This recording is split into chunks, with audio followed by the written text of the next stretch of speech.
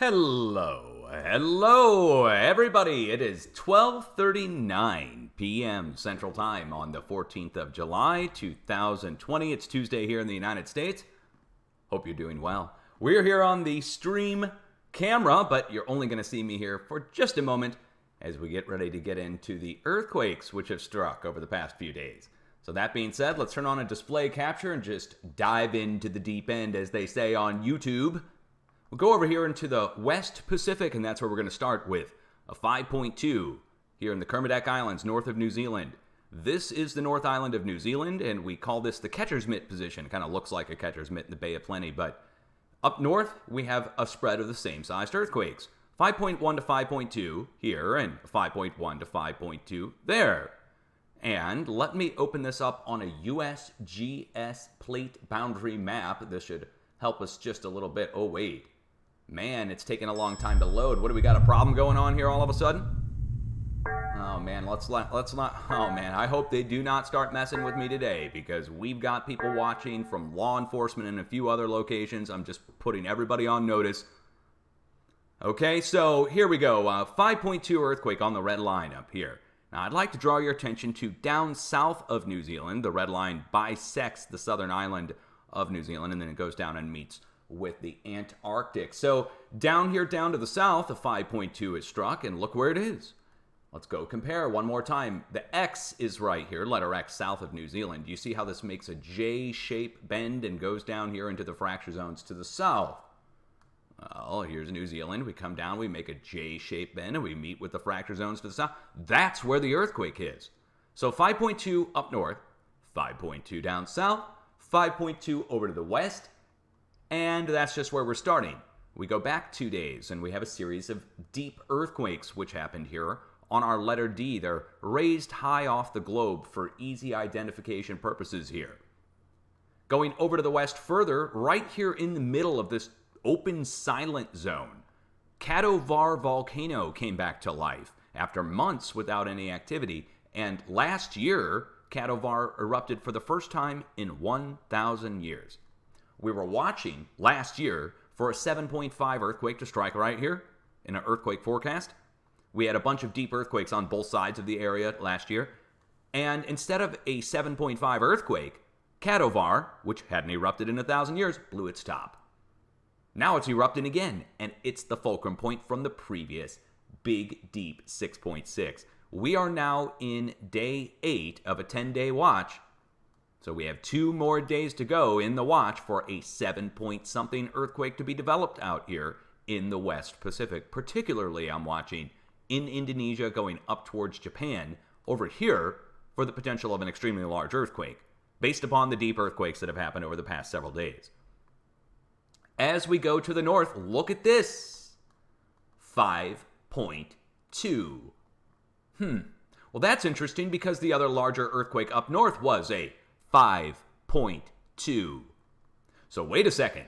5.2, 5.2, 5.2, 5.2, 5.2. All in the last 48 hours, all the way up from Japan, all the way down to south of New Zealand. Now, just wait 1 second. So up here, Japan, going down across and around this way through Guam, back over and down to here, and then back over and down to here. All 5.2s. 5.2, 5.2, 5.2, 5.2, 5.2, all the way up. What does that mean? It means the whole West Pacific, from south of New Zealand down to Antarctica, all the way up to Japan, has moved on a 5.2 basis in the last 48 hours. That's what it means. It's pretty basic what it means. But look at this. A new deep earthquake has popped off here on our letter D. Now, I do recall just a couple minutes ago, no more than a couple minutes ago, I'd say 30 minutes, maybe an hour, a deep earthquake was reported right here, west of Japan, right here at the China border. So where is it? Where did it go? It just magically popped off the feeds. Where is the USGS? Hey, they ignored it, guys. The USGS ignored the freaking earthquake. We all saw it just a couple hours ago, and it was deeper than this 4.1 here. So it was right here. Now, why do I have to bring that up? When we get deep earthquake activity in the Sea of Japan going over towards North Korea and China, we have to watch over next to Nepal. See the arrows here? I want to take you back to the mega quake that hit in Nepal. You guys remember that? It moved Mount Everest, killed tens of thousands of people. 2 days, well maybe 3 days, before that, right here in the Sea of Japan, a series of deep earthquakes took place, pretty much right where the earthquake they just deleted is, or not reporting. Now it was deep 5s then, now we're only dealing with deep 4s. But back then, when the deep 5s happened, I issued the warning for Nepal. And then, 3 days later, Nepal got the biggest earthquake in hundreds of years. Or, well, it's arguably debatable on the hundreds of years thing. That was the mainstream media. Take it for what it is. Now look at China. We have a 4.5, a 4.5, and a 4.7. Now they're pretty much the same sized earthquakes going across the Himalayan range. And it's about the same sized activity that came out of Indonesia, which itself was a 5.1 to 5.2. So doesn't that mean 5.1 to 5.2 energy a day and a half ago spread over to Indonesia? Sure does, and then it took a step down. Took a step down just by a hair of a magnitude, down into the upper 4s, going across China. Hey, look, somebody posted it in chat. Red Wagon. Is it still on the page? It's just, yeah, EMSC has it at 563. So the EMSC carried the earthquake, and that's what we saw here when it popped on the feed, right here. So the EMSC is reporting the earthquakes, but they only have a 50 earthquake feed, 50 earthquake feed. So after 50 earthquakes, they fall off the feed. I mean, they're still on the page, but nobody can see them unless you go look them up. You got to know about it to look it up, right? So anyway, a deep earthquake struck there. USGS, perfect example. But here, look at this. Look at this. The USGS is reporting a 4.1, a lesser earthquake at a different time. See, there'll be people that try to tell me, they'll be like, oh, Dutch, USGS doesn't cover anything under 4.5 internationally. I don't know where they get that, because here's a 4.1 the USGS is covering on the Izu Ridge. So that's a load of crap if people say that they don't cover anything under 4.5. That's a lie, or they're incorrect. I mean, the person who's saying that is either ignorant, they don't know, or they're lying. So why wouldn't they report a deep earthquake here? Well, they don't want you to see the connection that goes over to Nepal, and look what's going on. Our warning is going, we have the warning going for Nepal, really going from North India, right here where the green is, across here to where the brown ends. And this is the center point that's under warning. But, I mean, look, it's more than 200 miles to the north and more than 200 miles to the south. But, look to the north, all the way around the Taklamakan Desert in China. That's where the activity has started to develop. Let's go over and take a look. Here it is. Here is the Taklamakan Desert, or Taklamakan, whatever, however you want to say it. And we have a line of earthquakes going all the way around the outside of it. But we go back over here, and the energy came up into China out of Myanmar. It's a definitive line going from Sumatra up here to Myanmar. Let's go back over to the plate boundary map one more time. You guys should just keep referencing the plate boundary map. Look at this. See the red line? It goes up through Myanmar and then goes west through China. Now the Taklamakan Desert is up here, moving all the way around it. But you go back down here and it's a line that comes out of the West Pacific and up this way. Keep in mind, movement below Japan and the eastern edge of the Asian Craton, or the Asian Plate, I don't even know the name of it. But over to the west, that's where we watch. And that's where it's going.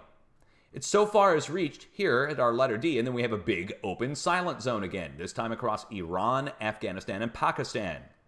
And so we watch right here in the middle of it, of the open silent zone, for a potential larger release to take place, larger than what's on both sides. If we took all the earthquakes on the western side over in Europe and the Middle East, and we took all the earthquakes over on the eastern side in China and add them together, that equals the cumulative total that should strike on the plate boundary here, coming out of Iran, going down into Afghanistan, Pakistan border region. Kind of where they all meet right here is where I'm going to watch for something larger, and that could go up into the 5, maybe even larger range in the next 2 to 3 days, 72 hours. So it wouldn't even take that long. We're dealing with current earthquakes on both sides, so it's not like we have to wait a long time. This is like a scale that has already had the weight put on it, and it's balancing out now. That balance point, or that middle point, that fulcrum point, is the spot where the cumulative total accumulates. Now, let's go over into Iraq, where, again, I don't normally have to talk about Iraq, do I? Right? So we've got an earthquake in Iraq, 4.0 earthquake, and then 4s going across Cyprus over to Crete, and this is just spot on. We had the warning going at Cyprus. This is the tiny island of Cyprus. So check Cyprus off the list, but I want to go look up this earthquake over in Iraq.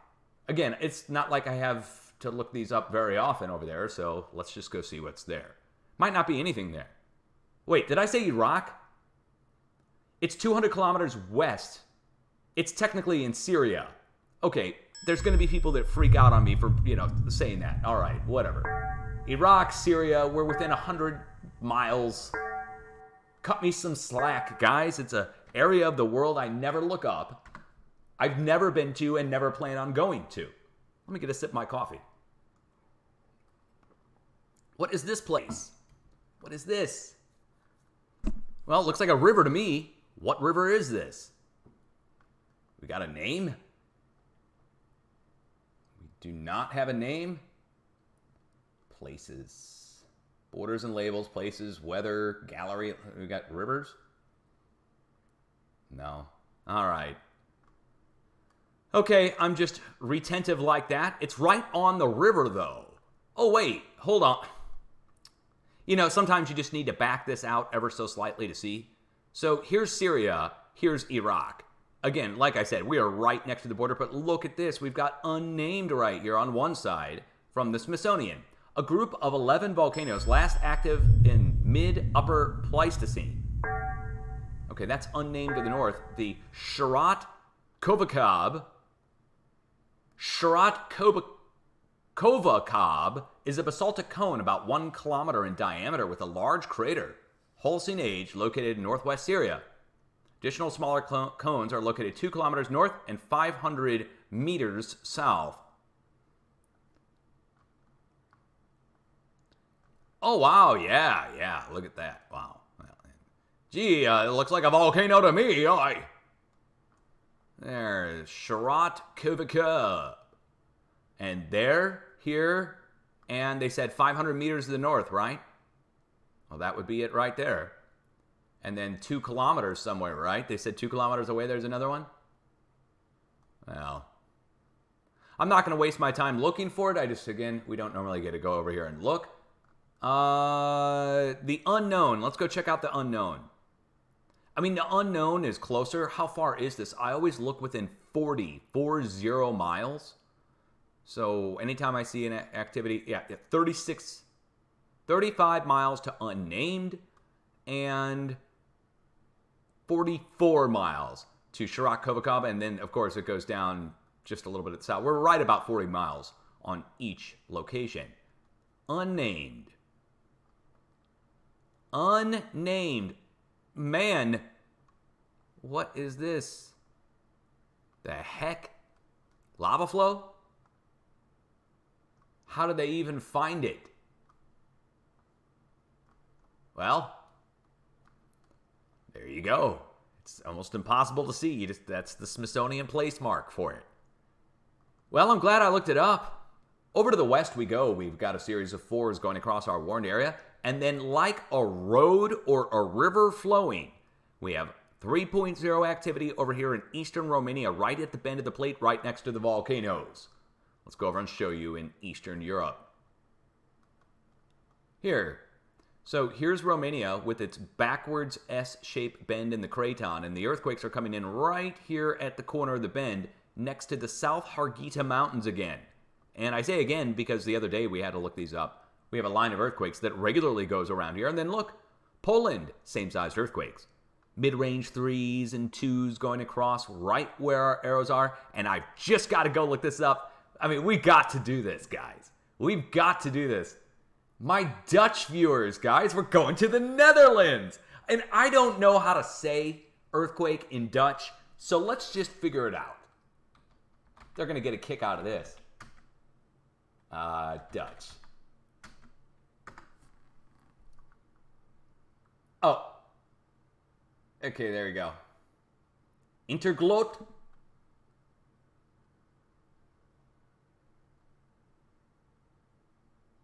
Oh, Aardbeving. Aardbeving. Aardbeving. Okay, we have an Aardbeving here. Let's go put the coordinates in. Is the USGS reporting this? Is this just the Europeans? We're 165 kilometers northeast of Amsterdam. We're not going to do it in miles. This is Europe, baby. All right, let's do everything in metric. How many... let's not even go there. I was just going to say how many liters are in a gallon, but we don't care. Now, for my Dutch viewers, guys, you guys already know about what's going on here with the pumping. You've got water pumping that pumps out the water, of course, to keep these low-lying areas. Believe it or not, a lot of this area is below sea level. This is -3 and -6 feet below sea level. But they keep it dry by building dikes and small dams, and then they have pumping stations and pumping houses that have been put through here, and they're going on 150 years old pumping stations and pumping houses in some cases. Some of them are new. And they've been, well, pumping it out for 100 years to get farmland here. The Dutch are known for that, little Dutch boy and all that, putting a finger in the dike and all that. Well, there's also oil and gas that's been discovered in here. And they are doing a little bit of oil and gas extraction. However, I do not know where in Netherlands they're doing it. And it's not like the United States. So you zoom in on an area where they are drilling or something or doing oil and gas, and it's just, they have like a nice little cottage built around the oil well. So you can't see it. Anyway, I've got to point this out where the earthquake is. It's right in the middle of our arrow or right next to it. And the size earthquake is a 3.0. So a 3, or 2.8, came across the Netherlands. Also, we have a 3 that came across Poland. And we have a 3 that came across Romania. And we go back down here, and that's where the push came from. So it went around Europe in an S-like shape. Now, same time that's going on, out here, out at the North X at Iceland, mid-range 4 activity came rolling in after our mid-range to upper 4 activity down in South Europe. You got to remember a 4.9 struck in Poland, if you don't remember that. That was at the start of this past week. And now we're swarming out at the X. My UK viewers, look, this should be kind of a wake-up call for you. I've got a little watch going here in southeast UK. I didn't even really talk about it much, but if we get an earthquake over here at Netherlands, I would watch in northern UK, up here, Scotland, we would watch. So in between the 4.4 up in Iceland and in between the 3 basically in the Netherlands. Look where our arrows are. They're on both sides of Scotland, and we would watch right here in the middle, next to the old volcano. Now, same sized activity, a swarm of mid-range 3s popped off here at the Azores. 3.5, 3.3, 3.2. Also the Canary Islands moving, but our letter X getting hit right in the middle of the tip of the arrow. Let's go back to the plate boundary map one more time. We've got to keep referencing this. So look at this over in Europe. Remember, earthquake here next to Cyprus. Earthquake here next to Crete. A line of earthquakes going around Romania, out through Poland, out across Netherlands. And then look at the red line. Going up through Italy, over to the west through Algeria and Morocco, and dead-ending out at the Azores with the Canaries down here. And I'm showing that to you because that's the trajectory of the earthquakes. Goes up through Italy, back down around through the Pyrenees, back out southwest of Spain and Portugal, and ends up out at our letter X to the south. So letter X has been hit here. Letter X has been hit here. And let me show you what else happened. Letter X has been hit here. We go back 2 days. Letter X was hit here. We go back 2 days, and also letter X was hit down here. 5.2 to 5.3, by the way. Central America. Mid-range 5, a 5.4 and a bunch of 4s going across on the plate boundary. This is, again, in the last 3 days. Here's the last day. And the 5.4 is centered right at Nicaragua, right here. And then on either side, 4.9s. Going across over into Colombia, Nevados del Ruiz erupted and a 5.1 to 5.2 earthquake struck in Venezuela. I'm telling you guys, it's all the same sized activity going around the plate. I mean, you get a 5.1 to 5.2 down here. You get a 5.1 to 5.2 here, 5.1 to 5.2 here, all the way across the plate. Come on, the whole plate's moving on a 5-ish basis right now. But what caused the whole plate to move on a 5.0 basis? The deep 6, which is good because this is a magnitude under expected. So if I'm looking for a bunch of 6s to pop off, and instead a bunch of 5s do, that's the movement we're looking for, but it's less than expected, which is good. And then we look over here where the push came from for the big release to take place. Once we get out of Central America, we go across the Caribbean, we get over to Puerto Rico, which is starting to swarm again. And I'm going to expect Puerto Rico to swarm out and a new 5 to pop off here, maybe even mid-range 5. So it might get everybody's attention in Puerto Rico in the next 72 hours. Next 3 days, Puerto Rico should get hit. It's pretty obvious the energy is built up here. I mean, look at all the activity in the last day. I have not even checked the Volcanic Ash Advisory Center yet. So let's go look that up. Let's go look up the volcanoes and see what's up with that. What's up with that? What's up with that? Sanjay, Dukono. These are regular suspects. 7,000-foot high blast from Dukono. Hey, whoop! Karimsky is back. Boy, I'll tell you what. Did you guys watch my impromptu on-the-fly update the other day? Right here, there was no earthquake activity and no eruptive activity, which led me to bring up Mount Karimsky in particular. Now Karimsky's back on the list. And a new 4.0 earthquake striking right next to it. So, earthquake struck there, and a new blast happened right in the middle of the open silence zone. Check Karimsky off the list. I don't forecast eruptions, but when they happen in areas where I'm watching. Popocatépetl in Mexico, Nishinoshima still going in Japan. It's getting abnormal, guys. Something's going on at Nishinoshima. Just keeps going and going and going and going and going. More than it did when the island grew. You remember the island came up above sea level. So, got to keep an eye on. I mean, 10,000-foot high blast again at Karimsky. Nishinoshima's go. Whoa, hold on. Hold on. Nishinoshima, 28,000-foot high blast. Hello, everyone. The 14th, today, Nishinoshima, another 28,000-foot high blast. Like I said, something's going on at Nishinoshima. Eruption details. Volcanic ash to flight level 280, going east. Observed today, volcanic ash cloud going 18,000 feet, then up to 28,000 feet. It's moving at 10 kilometers, about 10-kilometer distance. Some part of volcanic ash obscured by meteorological clouds. Volcanic ash, a previous flight level 200 blast. Wait, there was another one? There's two? Hold on. There's two previous 20,000-foot high blasts at Nishinoshima. I mean, we got to pay attention to this. Nobody's talking about it. The mainstream media is ignoring it. Look, nobody will ignore it when a huge 50 or 60,000-foot high blast happens from there and it destroys the island. Luckily, nobody lives there. It's just a island that's formed from this volcano in the past few years. Oh, wow. Well, Semaru, a 14,000-foot high blast. Well, you know what? Get down to the bottom of the list and it's still not on there. So it has to be from yesterday? Has to be from a day or two ago that another 20,000-foot high blast. They still have lingering volcanic ash in the air. This is where our deep earthquake is. Nishinoshima is right here. Nishinoshima is just southeast of our letter D. You know what? Let me just go show it to you. Go back over here to Japan. Man, we haven't even gotten in the United States yet. All right. Where exactly is Nishinoshima? There it is. Nishinoshima, as Sean Connery would say, from Scotland.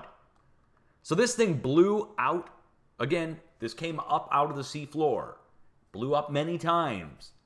This is like 2,000 feet above sea level now. The old island is here, but new 28,000-foot high blast coming from here means something's going on down below here, the Izu Ridge.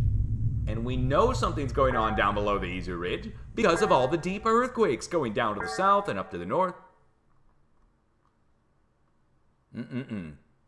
Okay, getting back into it, we'll go into South America really quick. You see where the arrow points, it points down here. It's pretty quiet. This is quiet. A couple fours and some threes. When the rest of this is going on here, and the rest of this is going on, think of it this way. The whole West Pacific is moving from Japan to New Zealand. What do you think is going to happen on the east side of the plate? If one side of the plate is moving, it's connected. It's not like you just get movement on the one side of something and not have the other side of it move. We would watch down here in South America where the arrow's pointing in between our sets of earthquakes on the central coast of Chile. How big? Well, about as big as what's going around the rest of the plate right now. So low end, I would put it at like 5.2, wouldn't it? Same with up to the north, right here at Ecuador. We would watch again between our sets of previous earthquakes. So actually we have to go back a couple days. There we go. 5.2 and 5.2, right? I'm serious. I'm not joking. In dark red, that's the previous earthquake from the start of this week. Another 5.2. Professionals in denial. Oh, there's no equal spread of earthquakes. Yeah, whatever, guys. Okay. Continental United States, lower 48, actually, and Alaska, and Hawaii. Well, I guess Hawaii is going to be the easiest one for us to do since a new earthquake just struck there. Down here, right on the coast of Hawaii, most of the activity is centered next to Loihi or south of Mauna Loa, but new earthquake striking on the flank of Mauna Loa, right here in green. Now, Mauna Loa is really just right above Kilauea, and on the Big Island. Everybody in Hawaii kind of already knows this, but here is Mauna Loa, and then right at the foot of Mauna Loa is Kilauea. This is higher than this, and if we look at it at an angle, you'll actually be able to see it. Now, the Middle East rift zone has been continually rising for the last year and a half. So Mauna Loa, again, the greater feature here, and Kilauea down at the base. The earthquake happening somewhere right here, in between Mauna Loa and Kilauea. Middle East rift zone's recharging. As the Middle East rift zone's recharging and filling back up, over here on the side of it, or the base of the Middle East rift zone, Loihi started to have earthquake activity. And I personally think there was some kind of lava flow down here. I don't think they'll tell us for another few months. They don't want to drive down the property values in Hawaii or anything. People freak out when there's an undersea eruption. I don't know why. They just imagine it to be like some kind of end-of-the-world scenario. Up here in Alaska, we were talking about a spread coming from the Aleutians going up into the mainland, going up to Mount Denali, past Anchorage. Since yesterday. Look. I don't like it going quiet in the Pacific Northwest at all, especially for a day. 3s and 4s and 5s, we expect that, and if we don't get that, then that means there's a building level activity in the area. So we watch between where our current earthquakes are, and in 48 hours, here we go. So we watch between our sets of quakes. This takes us down here into the Hecate Strait, Haida Gwaii, northwest of Vancouver Island. But there is the possibility that they're not reporting earthquakes up here in the Northwest. They're in protest right now about new discoveries. Did you guys hear about this? The people in the Pacific Northwest up here, specifically from the University of Washington and the Pacific Northwest Seismic Network and the USGS, they are in protest about new discoveries that have been made in geophysics. They're really upset. Now, what are they upset about? Well, some people online have put out findings and research showing that there's a spread of earthquakes that happens coming from the Northwest and goes across the United States on the edge of the craton. Now, the craton is just the geologist word for the interior portion of the plate, but you can see it even right here, right now, in the last 72 hours, going from this big stack of earthquakes up in Idaho, down through Colorado, then going down through New Mexico, going down into Texas, and even over in eastern Tennessee at the North Carolina border region. You see it matches the edge of the craton. Well, the people in the Northwest said there was no transfer that was going to happen ever. They said it couldn't happen. So they're really upset and they're in protest about the discovery being made. They're really more mad about themselves being wrong, but they can't admit that. So what they're doing is they're not reporting earthquakes out of the area where the energy is building and transferring in. Unless somebody says something and really calls them out to the carpet. And then, of course, they're forced to, report something. But so they're that upset about being wrong that they're not reporting earthquakes. Isn't that amazing? And they've been doing this now for a few years since they were made aware of their incorrect assumptions. Oh man, I'll tell you what a wild world to live in. So let's go look down here, down to the south, where apparently the professionals, well, a lot of this is automated down to the south, so it's not like there's going to be a human intervening down here as much as they would up in the northwest. But let's just go look in California and see what's going on. So to see what's going on, let's look at the last 24 hours worth of earthquakes. And let's hit apply. People in chat, sounds like a politician, Jay Parks. Yeah, hey, it does. Sure does. Sure enough. Politics and geophysics. Hey, you want to talk about something even more amazing than politics and geophysics? How about Mother Nature getting involved in politics? It's one thing for humans to get involved in Mother Nature, but for Mother Nature to get involved in humans, this is just astoundingly amazing, man. Mother Nature has figured out where our borders are. And to spare the people in certain areas, Mother Nature stops the earthquakes right at the border of XYZ location so that the people don't have to worry about it. So if you live in Oregon, let me just tell you, Mother Nature is watching out for you. Mother Nature is dropping off the earthquakes right here at the border of Oregon. And once you get into Oregon, there are no earthquakes. Again, unless somebody says something, and then, of course, Mother Nature will back off because she doesn't want to get caught. I mean, it's a conspiracy level here. So we're stopping here at the border of, hey, hold on. I would propose that it's possible that Mother Nature didn't figure out where our borders are. And that instead, the people who run the networks up here are not reporting earthquakes. Which is more likely, Mother Nature figuring out where the borders are, or humans up here not reporting earthquakes? Stopping right at the border, kill order for reporting earthquakes in Oregon unless somebody says something online and makes a big deal about it. I don't know, which do you think is more likely? I mean, those are our options. Mother Nature figures out where the border is, or humans have not reported.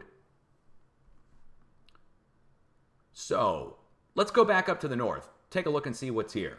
Ashford, Washington. So where they are reporting earthquakes, I'm going to tell you right now, there's a giant volcano right here. But it's not going to erupt. So the good news is, no eruption is due. The bad news is, censoring of earthquake information just south of here and one state south. Look where we are. These are the coordinates for the earthquake. We are right below the top of the crater of Mount Rainier. Mount Rainier, the stratovolcano you can see from downtown Seattle. That's where this little cluster of earthquakes is, here, and technically there too, right around the volcano.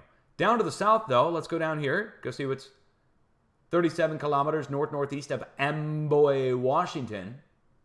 Longtime viewers, that should make your ears perk up a little bit. We're going from the crater of Mount Rainier. Where are we going to? Oh, look.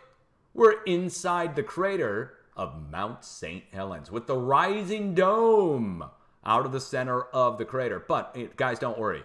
It's not going to erupt either, at least not right now. It's just a sign of a little bit of activity, a little bit of perturbance, but the location is right below the center of the crater of Mount St. Helens.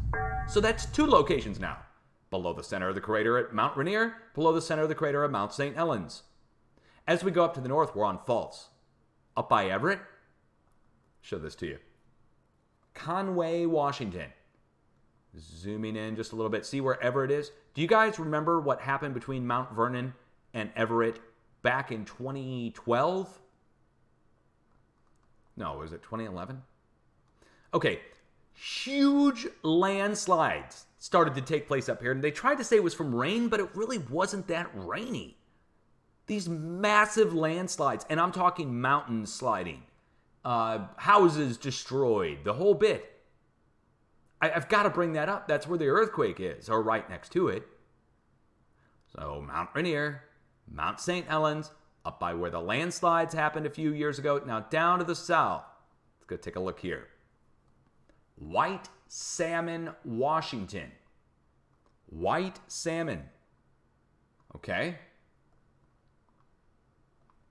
I already know it's here. Should be right north of the Boring lava field. There it is. Okay, here's the Boring lava field. Actually, I'm wrong. Technically, we are much closer to Defiance and Indian Heaven and West Crater. Unnamed Volcanic Butte and Mount Hood to the south. Let's get some measurements, man. We are right in between them all. But the closest is Defiance, no doubt about that. I do not recall ever having to look this one up. We are 11 miles from this one. So I don't know anything about Defiance. Let's find out what it is. Defiance, Mount Defiance, an andesitic shield volcano, lies south of the Columbia River Gorge and southwest of the town of Hood River, Oregon. Wow. Look at that. Little monitoring station up there. We're going to put some radio towers on top of this volcano. Yeah, that's what we're going to do. Nobody will ask any questions, and if they do, we'll just tell them it's for radio. Okay. So, Defiance. Here's Mount Hood, just a few miles to the south, and right here to the west, look, we've got Pilot, Knob, Bunker Hill. Boy, these don't really look like volcanoes either, do they? Indian Heaven, this is a lava flow. So, right here, lava flow. It's not forest fire. That's all lava flow, and it goes back up to the butte right here, the volcano. And this is Indian Heaven. Indian Heaven. Let's get the information on Indian Heaven. Pleistocene Holocene Indian Heaven volcanic field located midway between St. Helens and Adams is an area of low overlapping shield volcanoes with flank vents primarily oriented along a north-south line. Small shield volcanoes topped by cinder and spatter cones dominate the field, which also contains subglacial vents. Shield volcanoes extend from Sawtooth Mountain on the north to Red Mountain on the south. The high point of the field is Lamai Rock Shield Volcano. 8,200 years ago. 8,200 years ago. Over to the east, we're above the magma chamber in Idaho for Yellowstone. Yellowstone begins at the surface right over here at the park in Wyoming, and 11 Grand Canyon-sized magma chamber extends below Idaho and all the way over here to Oregon. So technically, not technically, I mean really, we are above the deepest part of the center of the magma chamber, still swarming. This thing picks up when energy comes in from the northwest. Look where the arrow is, come on. Follow the arrow back, look where it goes to. Goes back to the other earthquakes. It's a transfer zone. Before we get into California, let's quickly go over here to eastern Idaho. We're down here at a place called Sulphur Peak, China Cap Butte, and the Blackfoot lava fields at Soda Springs, Idaho. And this gets its name from the effervescence in the water, Soda Springs. Bubbling in the water. Let's get some coffee while we think about that. There we are. So Sulphur Peak is right here. Conda Butte's Blackfoot lava field is right here. Blackfoot Reservoir. You can get the information on the Pleistocene if you need to. Pleistocene age volcano, again, ancient. And all these separate volcanoes that go out into the lake. Cinder Island volcano being one of them. Okay, that's where we are. Down to the south. Well, a new earthquake. South of Salt Lake. Gotta go look this one up. This is back where they blew up the underground military base filled with freak jobs. Oh wait, this is where the big earthquake hit. And they said it was just an earthquake. Never mind. Did I just say that? Scratch that. Didn't mean it. Just joking. Let's go look it up. There's nothing to see here. Look where we are. Kennecott Tailing Pond number 1 next to the BP mining facility right here and the ATK Orbital Systems bunker facilities.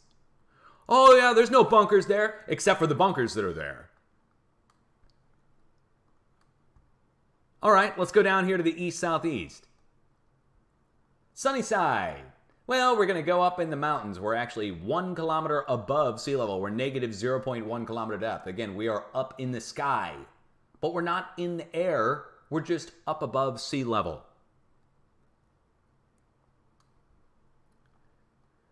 Longtime viewers might know what's in East Carbon, certainly going down to right about here. Let me zoom in and show you. Oil and gas. Oil and gas. Drilling. And this imagery date as of 2019, so it's somewhat recent. I do want to see how far down to the south we go with the pumping operations as of 2019. I mean, if we're somewhere right in here, that's fine. I try to get it within 6 to 10 miles, so that's okay. Yeah, look at all these. These are all oil and gas pumping operations. You can see the shadow of the jack here. I mean, all this tumble brush or whatever is kind of obscuring it, but you see it. And we go across the mountains, and they go through the mountain ranges themselves and on the other side of the mountain range. And like I said, it really does go through the mountain range. Do you see them? Here, let me zoom in and show you. Maybe now you see them. So quite literally into the peak and top of every little hill here, we have hundreds of drill points. Do you see them all?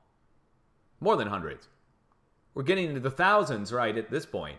And once we go over here, you see them all. All these little white pads are scrape out points on the ground. Hey, look at that. That looks like, I've seen all kinds of oil wells, but I've never seen one that looks like that. That's old. Right there, that's old. I've seen kind of examples like that, but they're not like the big wheel kind. But I have seen somewhat similar out in California from like the late 1800s, early 1900s. But every one of these little squares, I'm just randomly zooming in on them, guys. You can come do the same. You don't have to take my word for it. You can come look them all up. But look how many there are. It's this whole thing. One more time. As I zoom in, it should look like a grid on the ground. And that's where the earthquake is. 1.7. Now, look down here, though. New Mexico, man. We're in the middle of the Craton Edge in New Mexico. Hold on. Craton Edge. Wait. Do we have the Craton graphic? We don't have the Craton graphic. Hold on. There it is. What the heck? What the heck is this little guy doing down here? What is this? You kidding me? What the hell happened to my Craton graphic? Hold on. My gosh. This thing's like micro-sized. There we go. That's better. Now you should be able to see it. So the Craton Edge goes down through New Mexico. Then it goes through Texas, back into Oklahoma, over to New Madrid Seismic Zone, the New Madrid Seismic Zone, and then up the East Coast. And it's a perfect match for the earthquakes. This is 24 hours worth of events. So this is not some long period of time.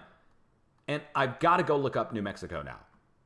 So now that we're aware that the Craton Edge goes down through New Mexico and it makes a bend through Texas, it's a perfect match.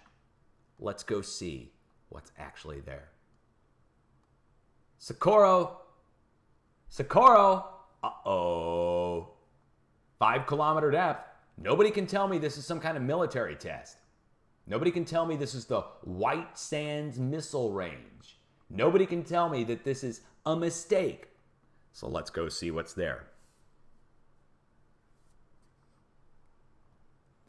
Mesa Redonda volcanic peak. I've had the distinct luxury of being down here. Do you see this thing called Carrizozo? Now, down here, right here, is the White Sands Alamogordo Missile Range Air Force Base. And my uncle was a military doctor. And we got to go down here for a while and actually hang out with him for a while. And he took me to the test range out here where they have a rocket that they hook people up to and go test forces of gravity. But while I was out here, they took me to this, which is an old lava flow that you can see off into the distance back up to the actual volcano crater. It's amazing. Carrizozo. And somewhere through here, yeah, right here. Right through here, they've got a road, and they've got like a spot where you can pull off to look at it. I don't know if that's the spot, but yeah, anyway, I distinctly remember it as a kid. And yeah, so that volcano is on the edge of the craton. And we don't hardly ever get activity here next to Carrizozo or the other formation, which the other, I mean, we are closer to Mesa Redonda, but Carrizozo is the larger, younger volcano. But both of them really are on the edge of the craton. Okay? Now, there may be somebody that's done some drilling out here. There's a lot of oil and gas in New Mexico. Now, I don't know if there's any here. I just have to bring that up. And there'll be other people that will point out this stuff here. And there'll be people who say, oh, well, you know, they do this to stop erosion and so forth. I wrote the Department of Interior and the Bureau of Land Management about their practices for doing that. And they don't have any documentation of it, guys. You think somebody got out here with a tractor and did all this? A long time ago, I guess, huh? That justifies the rocks and piles of rocks and old ancient 1,000-year-old trees that make up these lines. Now, we could talk about maybe who made them, but, you know, that would get into Tartaria and mudflood, and we don't want to get into that, do we?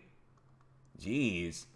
So going down into Texas, we're at drill points down in Texas. I don't need to show you those, do I? Again, Texas is well known for its drill points. Same with over here in Oklahoma. I shouldn't have to show you that. They're all on the edge of the craton. But the drill points in Texas and Oklahoma, well known. Once we get over here to the New Madrid seismic zone and over to the East Coast, we're strictly on the edge of the craton with no drill points at the locations. But we're smack in the middle of the New Madrid seismic zone.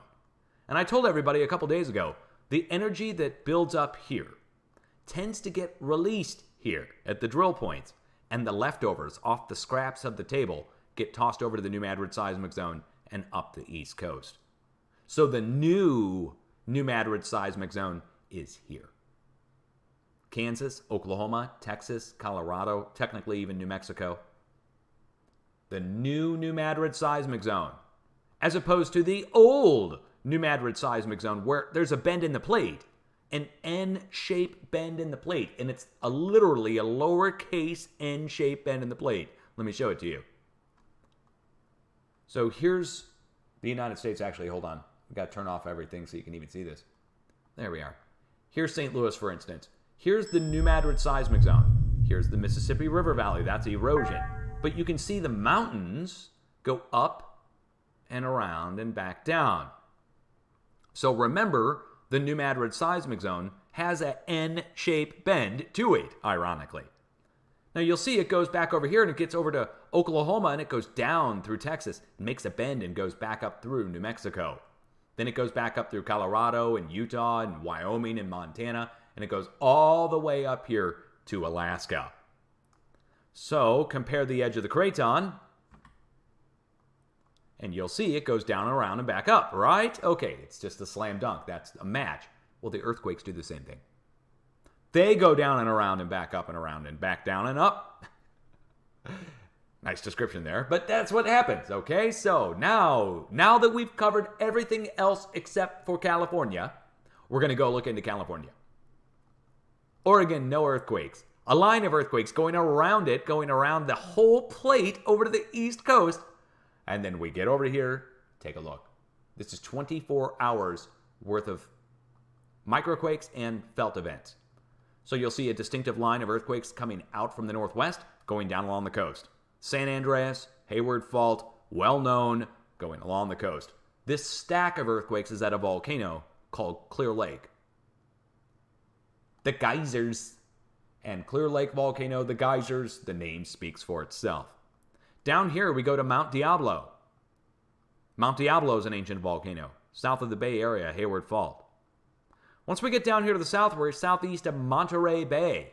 That's where this cluster of near 3.0 level activity, the creeping section of the San Andreas, is really what that is. But come on, I want to point out this. Now we have a diagonal line of earthquakes that goes from here across to here and down to the valley. Why does that matter? 5 days ago, maybe a week ago, right here in the middle of the valley, a deep earthquake got reported. A very rare 400-kilometer deep earthquake got reported, which the Europeans said was a mistake. Or no, the USGS said was a mistake, and the Europeans reported it. But it's so obvious. It's the middle point right there. So, line of earthquakes going all the way across Central California. That's what's going on. And it goes back over to here to Monte Cristo Hills Volcanic Buttes and the supervolcano. Something's going on at the supervolcano. Now, I don't think it's going to be an eruption. I think we're due for a large earthquake. We got 2 more days to go. In the warning for Bishop in California, 2 days. Let me show it to you. Borders and labels. Zooming in. And I guess I need to turn on my place marks. There we go. Here's the supervolcano. Long Valley Caldera, 1,000 cubic kilometers of melt down below. Line of earthquake starting over here at Monte Cristo Hills Volcanic Buttes. 12-kilometer long surface fracture. A crack in the ground formed after this 6.5 earthquake and swarm. 12 miles to the west, and it goes over, the earthquakes go over to here.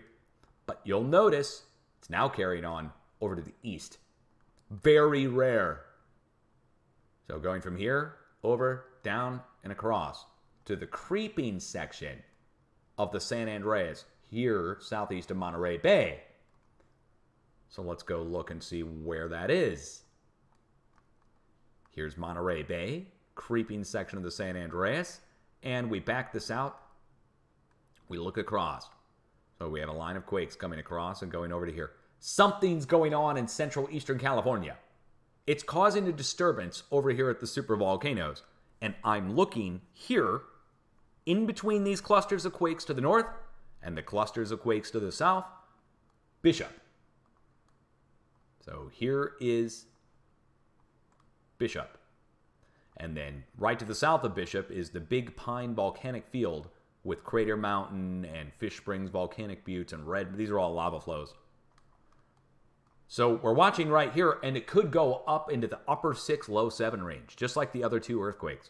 Last year, there was a 7 down here at Ridgecrest at the volcano, and just a couple weeks ago, there was a 6.5 up here.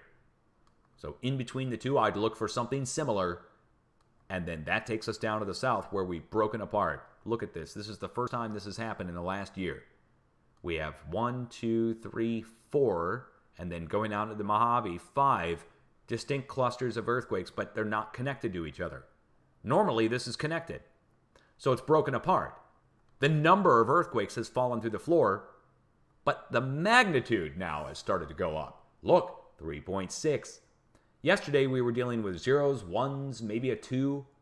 Now we're dealing with 3.6. That's a 100-fold increase in power. 100-fold. Went back up here. Take a look where we're going. Whoops. Wrong coordinates. Lone Pine, California. Copy and paste. There we go. Look where we go. Right next to this. Golden Trout Creek, Red Hill, Templeton Mountain, Brown Mountain, and over to the east we've got Lee's Flats, Volcanic Buttes. But this thing, this is an oval shape. Showed it before. I'll show it again. It's bisected or cut in half by a fault. 1, 2, 3, 4, 5 volcanoes this way in a crescent shape.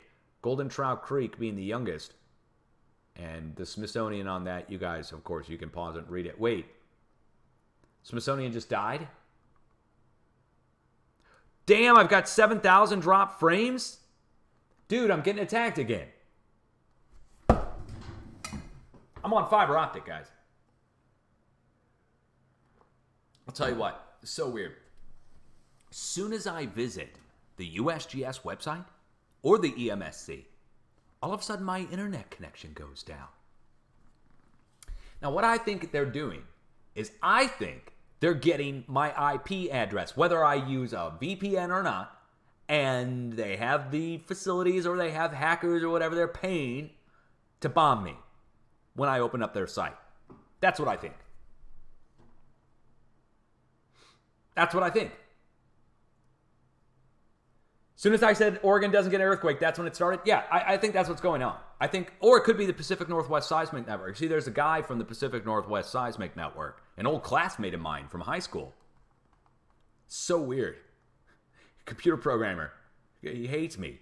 Drove across my parents' front yard when we were teens. What are the chances he'd be in charge up there? Oh my God! Ah! Do. But hey, man, yeah. So I go visit their website, and then all of a sudden my IP goes down. Doesn't matter whether I've got a fiber connection or whatever.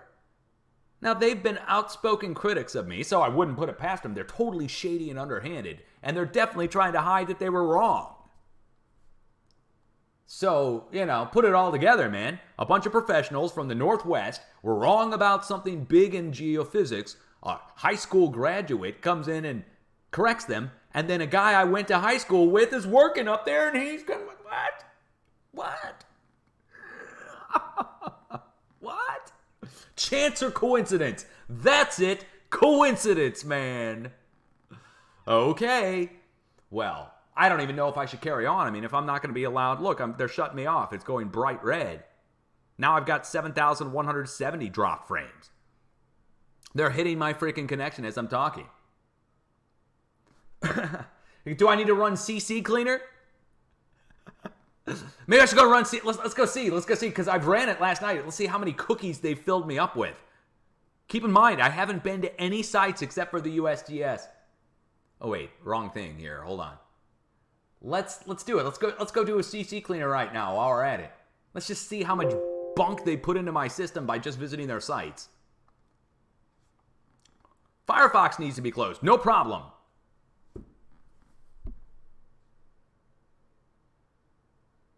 Oh, hey, whoops. I guess you connected, huh? Yeah, we want to force it to close. 50 megs of cookies from these idiots. That's the only site I've been to is the USGS and EMSD. 50 megs of cookies from the professionals. Okay, let's hit it again. 54 megs, 0.6. Continue. We're wiping it, guys. We're wiping it. Let's go hit the apps too, man. Analyze. Let's check the registry too. Let's see what's going on with there. See you guys issues and name issues or something. A couple ActiveX issues, no big deal. Applications passed and so forth. No, we don't want to back it up. Let's just fix it. Okay. All right. Well, you know what? Hey, when they get onto your system, there's only a couple ways they're going to get on. They're going to get on through a cookie. They're going to get your IP from some website. They're going to bombard you. They're going to try and hack into your router maybe. They might bombard you at a server level. That's what's going on with me. Soon as I visit their dang sites. You want to tell me that's a coincidence? I ain't buying it. You'll never convince me that it's not them. Don't even try. And don't even try to convince my viewers that nothing's going on because we've already seen it happen. Now, I don't have anything more to say. God dang it. That's it. So a line of earthquakes coming out of the northwest, going down to the east-southeast, focusing in just north of Ridgecrest. It's dropped off at Ridgecrest, but broken apart. So the number of earthquakes has dropped off, but the actual intensity has started to pick back up at Ridgecrest. That means energy's flowing out of here and going down to here. And in between, there should be some stress. As we get into Southern California, we'll skip over the Mojave. You know what? These are probably Corey blasts anyways. Hold on. Yeah.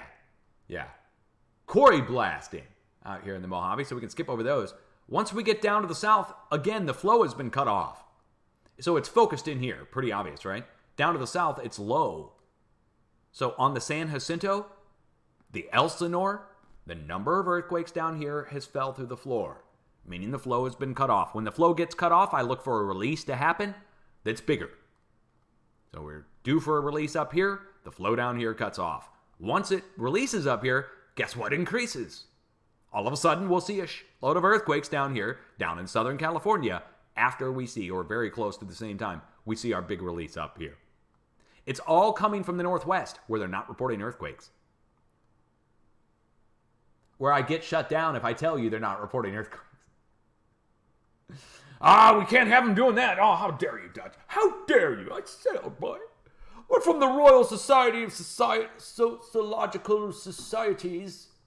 The Royal Society of Sociological Societies. And we're here to tell you how to think. Okay. Let's just wrap this up. Do you guys know what to do when an earthquake strikes? You're supposed to take shelter. I say this at the end of every update, so I want you to understand. This is something that I have to tell you I wouldn't be able to sleep at night if I didn't tell you to have a plan and be prepared. For real. So, have a plan, be ready. You need to know what to do when an earthquake strikes. It's so simple. You're supposed to take shelter underneath a table or desk. But yet, I still see video after video after video after video of people running around screaming earthquake. No duh, there's an earthquake happening. You don't have to run around and scream it. Guess what? Most of the other people around you already know an earthquake's happening. You don't have to verbally alert them and run around and tell them. They're all feeling it already. So, take shelter. As a matter of fact, you can take shelter underneath a table or desk, and then you can start verbally alerting everyone by yelling. So first, take shelter underneath table or desk, then yell earthquake. Also, you need to know what kind of structure you're in, because there's going to be points where the structure is not capable of withstanding the earthquake, even if it's a 5 or a 6 or smaller earthquake, and you'll need to exit the structure. That means you need to know where to go outside. You need to have a pre-designated area outside, kind of like a fire drill, that's far enough away from things and that other people know to find you at. If you're going outside, final recommendation, and this is just a no-brainer, if you're going outside, you might not be coming back in for a while. So you should probably have an emergency kit that's by the door that you're going out, so you can grab it on the way out. You know, have a change of clothes, set it. What if the earthquake hits in the middle of the night? You know, you're in your pajamas or less. Do you have time to run around and get dressed in your house and put on shoes? No. So you're going to need to have that an emergency kit so you can take care of that afterwards. Food and water will be for a couple days. The long-term supplies are things you can't really carry with you, so you'll have to have those set up somewhere. But I'm talking about the first couple days. That can be put into a bag. Seasonal specific, warm clothes for winter, light clothes for summer, those kind of things. But you guys do that, you'll be so much better off. You can put things into the bag like flashlight, batteries, communication, sanitation, first aid. Do the basics. Do it. You have no excuse, really. And you kind of probably already have most of the stuff that you need already in your house, or you're supposed to. Put it into a bag, have it ready to go. All right. So, anything else going on? I think that's it. Let's just go ahead and turn off the display capture and get back to how we're doing here online. Let's go over and take a look. So I have now, hold on, 7,486 drop frame on a fiber connection. Oh well. Always somebody trying to stop me from what I'm doing. The more they try to stop me, the better I do. I mean, what's so controversial about earthquakes anyways, to shut somebody down constantly? I mean, it's not like I'm telling you anything that's totally defying physics. There's a spread that's happening. It's going in certain directions. It's coming from underneath the plate, and it's spreading around the planet, following the plate boundaries around, over to the United States, going out over to the west, over to the European craton. Denying that is just foolish at this point, and shutting it down makes them look bad. Every time I get shut down, hey, I know you guys can't see it, or you can. Press 1 in chat if you think the shutdowns on me make all the professionals look bad. So it makes the PNSN look bad, right? Pacific Northwest Seismic Network look bad. Makes the USGS look bad, makes IRIS look bad, makes John Vidali look bad, makes the professors who came after me look bad. If I get completely shut down by an anonymous source, it makes them look guilty. Right? Who's going to pay or do that to someone like me? Right? Who's going to pay for that? Or if it doesn't cost money, which I'm sure it does, but who's going to take the time to do that? Denying science. There's only one group of people denying it at this point. You know who's denying earthquake forecasting and the spread of earthquakes? The people who previously said it couldn't be done.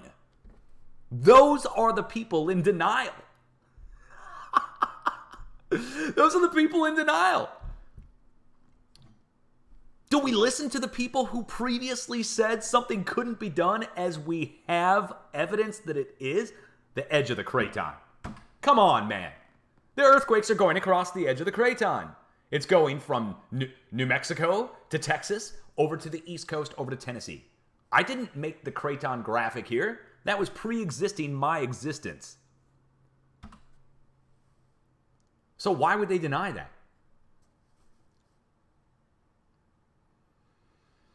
All right, cool. Word up, much love, guys. We're doing okay. Everything else is good. Have a plan, be prepared. Somebody said, am I going off the river? I live on a lake. If you're talking about me, I live on a lake. I don't live on a river. But no, we're not leaving. We're staying here. I moved my office upstairs. I'm going to save this as a video. I'm sorry I ranted here towards the end, but if I get shut down, what do you expect me to do? Just shut up and pretend like it's not happening and let you guys all think everything's normal? So, sorry for the little rant at the end. I will save this as a video, and we're going to upload this sucker to YouTube. Uncut. And we'll play it back in a premiere for 380,000 people. Hey, if you like what I'm doing here, please subscribe. And if you're on YouTube, guys, come over to Twitch. I've got the live stream running 24/7, 365 over here. Me and Tattooed. In case I get shut down, Tattooed pops up. So I've got it set up. If I get turned off, Tat comes on, and he's running the Earthquakes too. So we'll always have somebody running them. And it just really helps me get the word out. The chat is open to the public now for followers. So you don't have to be a paying subscriber, but you do have to be following me for a particular amount of time to comment in the chat. And I would appreciate it if you do subscribe. I mean, of course, that financially supports me. You get a free subscription if you are an Amazon Prime member already. So like if you have Amazon Prime and you order stuff from Amazon, you get a free subscription to Twitch that you can just throw out to anybody. And so that's available. And then again, like I said, the public can watch, no problem. You can even comment, but you have to be a follower. No cost on that. You just have to click the follow button and wait a certain amount of time. No trolling. If you do, you get banned. Peace out, guys. Much love.